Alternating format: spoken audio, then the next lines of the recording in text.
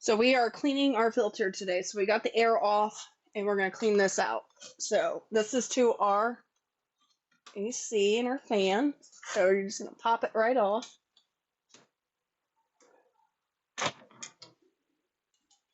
See how it comes with a filter. Take the filter out. See how gross that is? And then that.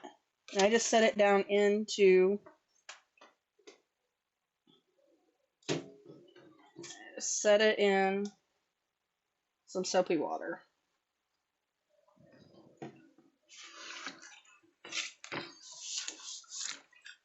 You're going to want to clean this off about once every week to 2 weeks to make sure that you get good proper airflow to your system.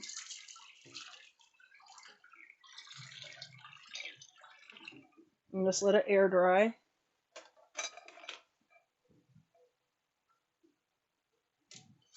And the same goes with your regular filter.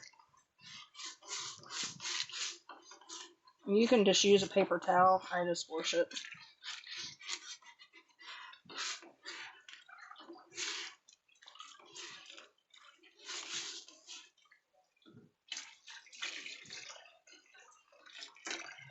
Make sure it's completely dry before you put it back.